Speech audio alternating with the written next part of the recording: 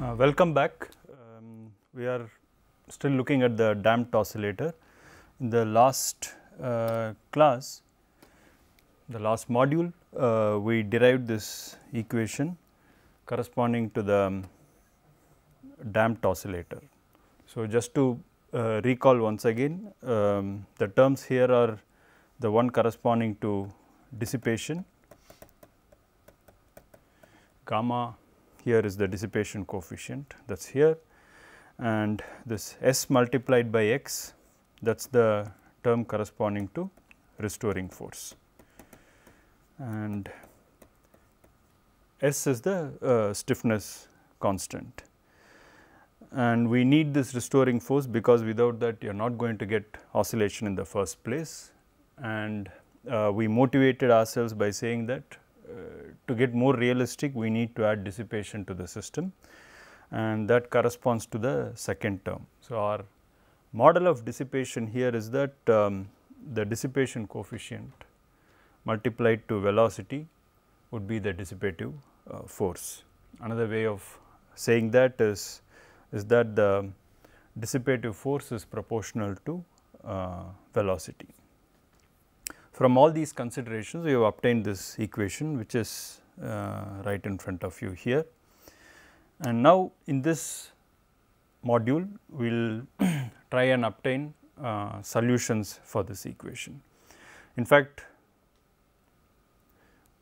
in the last module, we had already obtained a solution for this equation, and I have written it down here, and you will notice that there are these two constants C1 and C2, just as it happened in the case of the undamped oscillator, the standard oscillator. Both these constants would be determined from the initial conditions, and we will worry about it when we do a particular problem. And then there is a first term which essentially corresponds to dissipation, simply because the dissipation coefficient gamma is right there in this term, and this is the term which we are going to now analyze, this and this. So, what happens to this term would depend on what happens to this quantity inside the square root. So, to do any further analysis, let us simplify this equation a little bit, simplify in the sense of notational simplification. So, I am going to call this quantity gamma by 2m as P, and this quantity here under the square root, in fact, the entire quantity along with the square root, I would like to call it as Q. So, it is just a change of notation, and when I do this and substitute it back in the equation, this is the equation that I get. So, in fact, I can slightly simplify it a little more by saying that x of t is equal to e power minus p into t C1 e power q t plus C2 e power minus q t. So, we are going to work with this equation, and in particular we are going to be worried about this quantity q. Since it is under the square root, we would like to know what are the various possible dynamical behavior that the our damped oscillator can display for various possibilities of q. Let us begin with the case 1, which implies that this gamma square by 4m square minus Sm is greater than 0, or you could say that it is dominated by dissipation simply because gamma square term is greater than the stiffness coefficient. In this case, I can write the solutions, I can copy the solutions back again. So, x of t would correspond to e power minus p into t, then I have c e power q t plus C2 e power minus q t. So, in principle this should be the solution that we want, but we want to get it in a form that is a little more clearer for us to understand what is going on. Ideally, I would like if my solution looks something like this, some a sin omega, maybe omega tilde t plus phi, because this is very clear as to what is happening. So, let us try and write this solution something that would look like this. So, that is the next few steps of our work. To do that, we have these two constants C1 and C2. To make it easier, I am going to replace those two constants C1 and C2 by two other constants D1 and D2. So, I have that freedom to do that. The way I would do that is to define new constants D1 as C1 plus C2 and D2 is C1 minus C2. So, with these redefinitions, so I am basically going to replace two constants C1 and C2 by two new constants D1 and D2. And now, let me write C1 and C2 in terms of D1 and D2. So, it is a question of two constants, basically two unknowns which I need to determine. So, I can write C1 as D1 plus D2 divided by 2 and C2 would be D1 minus D2 divided by 2. So, the next step is substitute these two quantities here, this and this here.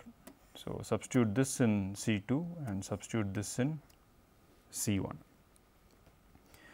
And if I do that, I am going to get my equation that might look like this.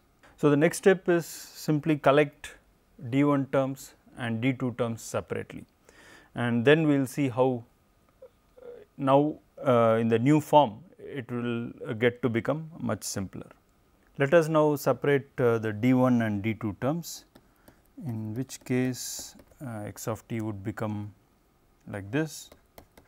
Now, the next step is to recognize that this function that I have written down here is nothing but a sine hyperbolic function, or actually in this case it is the cos hyperbolic function. Similarly, this function that I have written down here is sine hyperbolic function. So, it is sin h of q of t. So, you plug in these things back in the equation, I get. So, this might look like it is sort of good enough for us, but let us go one step further and make it a little more simpler. But to be able to do that, I will have to assume some initial condition. So, let me assume that at t equal to 0, x is equal to 0. So, if I plug in this initial condition in this equation, it will give me the following: cos h of q t will give me 1, whereas sin h of q t would be 0 at t equal to 0. So, in which case this simply tells me that d1 equal to 0. So, by assuming one initial condition, what we have achieved is to set one of the constants to 0. So, that is the outcome. So, we will still be left with another constant. To be able to determine that, we still need one more initial condition. But for what we are doing, we can still go ahead and write the solution without having to determine the second constant. With d1 being equal to 0, let me write the solution. So, in this form, our solution looks sufficiently simple enough that we can actually sketch the solution and see the behavior.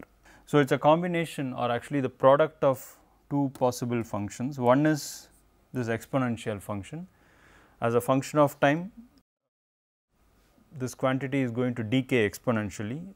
Let us remind ourselves that P is dependent on gamma and m, but both are positive. So, P is a quantity that is greater than 0. So, this guarantees us that this function is exponentially decaying function.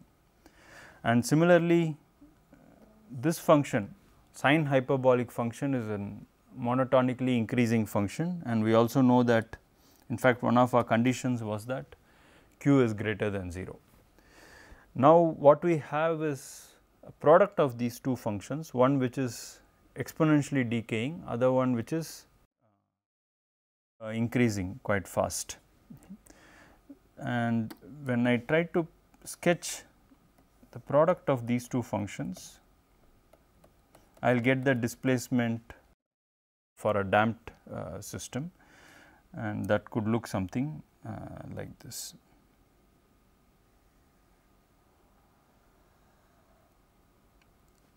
Let us say that this is a curve that corresponds to value gamma 1, where gamma 1 is one of the possible values for the dissipation coefficient. And let me also for clarity plot one more curve,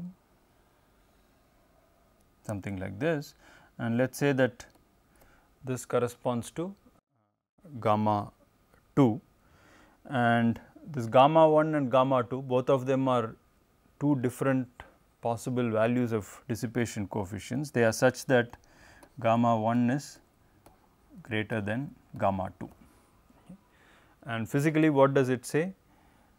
It tells me that if I keep increasing the dissipation coefficient, or if I put an oscillator in a viscous medium and the viscosity is actually larger and getting larger and larger, in which case the maximum displacement that you will get. So, the maximum displacement corresponds to this value here. The maximum displacement would keep decreasing, which makes sense simply because if the medium is more and more viscous, you would not expect the oscillator to be displaced by a huge amount. So, in that sense physically it does tally with our intuition of what is expected to happen when an oscillator is in a dissipative medium. Finally, we should also worry about what the solution itself is telling us, that is gamma square by 4 m square was greater than S by m. Again, to remind ourselves, so the dissipation dominates over the stiffness coefficient. So, in such a case, the solution that we have written down and the one that we have sketched basically tells us that there can't be oscillations. So, if you remember the basic equation of motion for a standard oscillator gives you either a sine or a cosine function or a combination of these sine and cosine functions. In either of these cases, what you physically see is an oscillating solution. Here, in the presence of dissipation, at least in one possible case where this condition is satisfied, you can have a situation where no oscillation is possible. So, for instance, physically if you try and let us say have an oscillator set up in a highly viscous medium and you give it a push, the only thing that would happen is that the system would simply come back to the equilibrium position, which is what this graph is telling us. With this, now let us go to the second case. Let us start again from the original solution that we wrote down here. So, I have it in front of me here.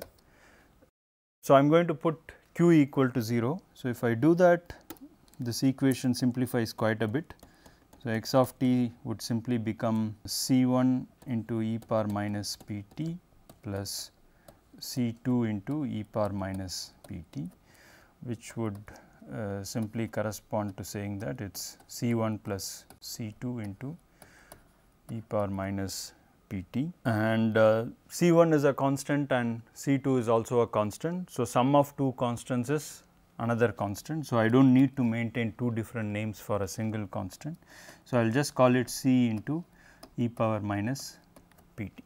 The earlier cases that we worked out, we always had two solutions, and C 1 and C 2 were constants corresponding to each one of these solutions. So, for instance, the general solution for the damped oscillator had this two parts.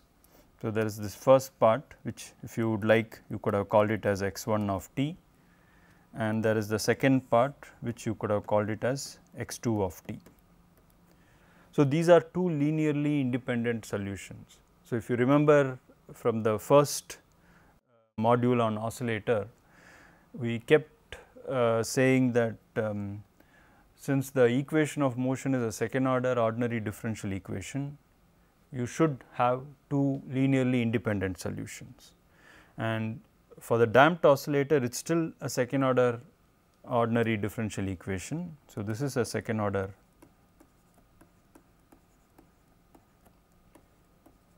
differential equation.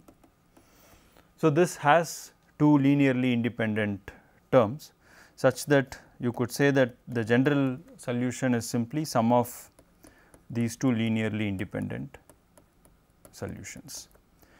And we found that when you analyzed the case of, let us say the case of q greater than 0 corresponding to this first case.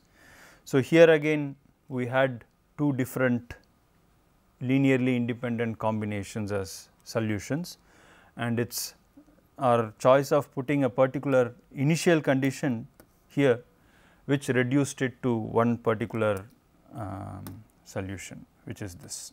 Now, here if you look at what we have done, we seem to have only one solution, whereas again we are still looking at solutions of a second order differential equation. So, ideally there should have been a second solution as well. So, let me first start by calling this as x 1. So, there are from the theory of differential equations, there are ways of getting the second solution given one solution. Here I already know one solution, which is right in front of you here, C into e power minus p t, and using this I can get the second solution.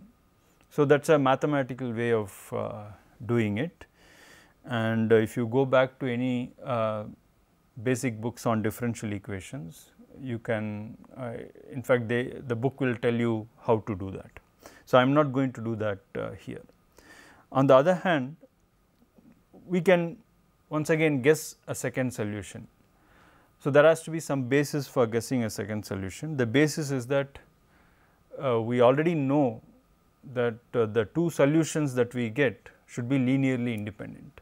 So, which means that I have one solution here, and now my aim is to write the second solution, and the condition on the second solution is that it should be linearly independent from the first. In other words, x 2 of t should not be some constant times x 1 of t.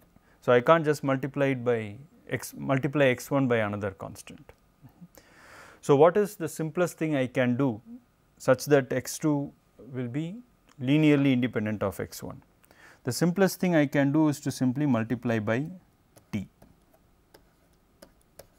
So, simply multiply x 1 of t by t. So, if I do that, this is what I get, but in general I can put in a different constant here, and let me call it d. Now, I can write down the general solutions.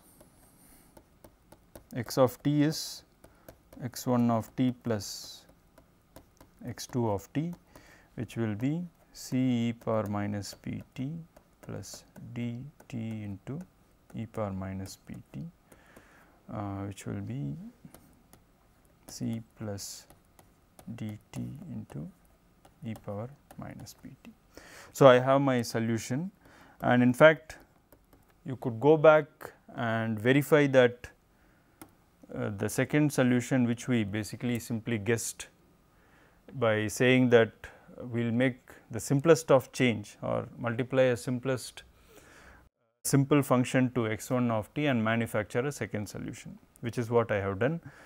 But you could always substitute this back in the equation and verify that this indeed is a possible solution. I urge you to do that yourself. I will not spend time on that here. So, my complete solution is, and now I have two unknowns, which is C and D, both of which are constants which have to be determined from initial conditions. And again it tallies with what we have been saying right from first, that if you are dealing with solutions of second order ordinary differential equations, there is bound to be two constants which need to be determined from initial conditions. Now, to understand what is happening, let us again sketch this solution, and this is a much simpler solution to sketch, because the t dependence comes from these two terms, this and this. One of them is exponentially decaying very fast, and this other one, which is dt, is only linearly increasing. So, clearly it is somewhat easier to handle. So, the displacement as a function of time could look something like this. And you can also determine the time at which the displacement is maximum, which is this, and let us call it T max, and I urge you to verify that T max is equal to 2 m divided by gamma. And using the value of T max, you can also find out what is the value of largest displacement, which would correspond to this value here, and if you call it x max, you can find that value as well. And again I leave it as an exercise for you to determine the value of x max. So, all this you can do from the condition that at this point dx by dt is equal to 0. So, again this is the second case, which is often called the case of q equal to 0, but it goes by the name of what is called critical damping. So, in this case again there is no oscillation. So, we already saw one case of the first case, which was q greater than 0, there was no oscillations in that case, and again in this particular case of q equal to 0, the system is completely damped. So, you give it a push to a system or an oscillator that is inside a viscous medium, the oscillator is simply going to come back to the equilibrium position without showing any oscillations. Now, let us look at the case of q less than 0. So, we have the general solution in front of us, this one, and now when q is less than 0, the quantity inside the square root becomes negative. So, which means that this is the case since q is less than 0. So, this is the case of S by m being greater than gamma square by 4 m square. So, in this case restoring force or the stiffness coefficient dominates over the dissipation coefficient. So, you can imagine this to be a case of weaker dissipation. So, I can rewrite this quantity in the under the square root differently. So, let me start by doing that. I have this gamma square by 4 m square minus S by m. Since S by m is greater than gamma square by 4 m square, this would correspond to square root of minus 1 multiplied by S by m minus gamma square by 4 m square whole to the power half, and root of minus 1 is of course our I into S by m minus gamma square by 4 m square whole to the power half.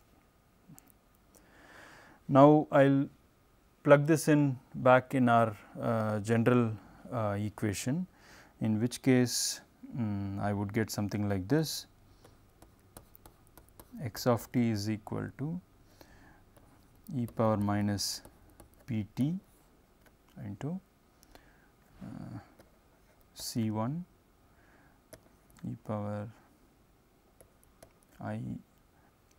Now, when I assembled the solution here, this last equation, this pretty much looks like sum of two exponential solution, and of course, there is an I.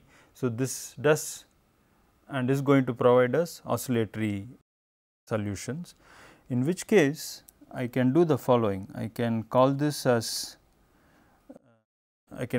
by a different name. Let me call this as omega 1, both these quantities. This will of course allow us to simplify it a bit. So, if I do that, I will be able to rewrite the equation in a slightly simpler form, from which we can easily understand what is going on. Once I plug in this change of notation, basically omega 1, this is what I am going to get, and to be sort of consistent, let me also say that omega 0 would be S by m, or omega 0 square would be S by m, and omega 1 square would be S by m minus gamma square by 4 m square. So, this clearly tells us that omega 0, which is the angular frequency of the undamped oscillator, is greater than omega 1, which is the angular frequency of the damped oscillator. Now, to simplify it further, I have these two constants C 1 and C 2, and this is a technique that we used earlier as well. Because we have freedom in choosing these two constants, I can take these two constants C 1 and C 2 and introduce two other constants. So, let me call C 1 to be C by 2 I into e power I phi, and let me call C 2 to be minus C over 2 I e power minus I phi. Now, if I plug in these two choices that I have made for C 1 and C 2 back in the equation, I am going to get the following. With a little rearrangement, it would look like this.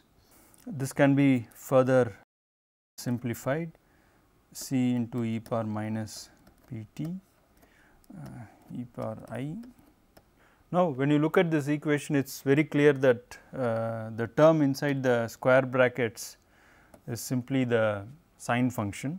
So, this can be written as sine omega 1 t plus phi. So, just comes from the basic trigonometry. So, now I can easily write the solution for displacement as C e power minus p t into sine omega 1 t plus phi.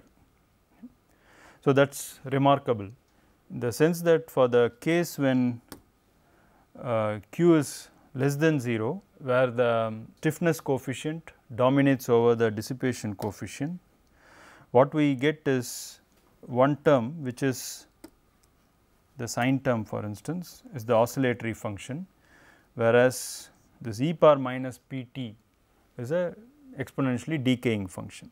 So, now if you look at the solution that I have, it has two constants, one is phi and other is of course the constant c. So, initially we had two constants C 1 and C 2 here, this and this, and they were now replaced by these two other constants, which is c and phi. Oscillatory function like sine omega 1 t plus phi is being modulated by the exponentially decaying function, which is e power minus p t. So, you should expect to get something like this sine function whose peaks something like this. So, the decaying profile here is e power minus p t. This distance in time from here to here will define for us one full time period until this point, and that would correspond to, let us call this time period t 1.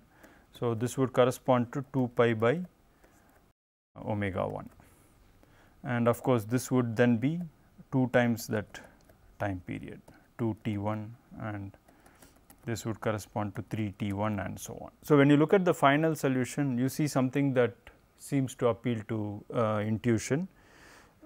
You have an oscillatory solution which is modulated by an exponentially decaying profile.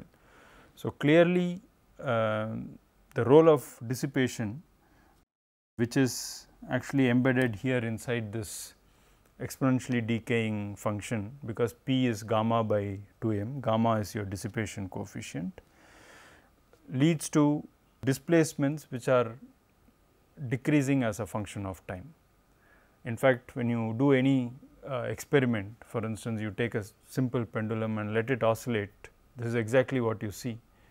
In the presence of air as a dissipative medium, successively the maximum displacement of the pendulum essentially keeps decreasing and finally it stops. And this also tells us another point here, that if gamma is equal to 0, which means that I do not have dissipation in the medium at all. So, any energy that I put in the system will remain there forever.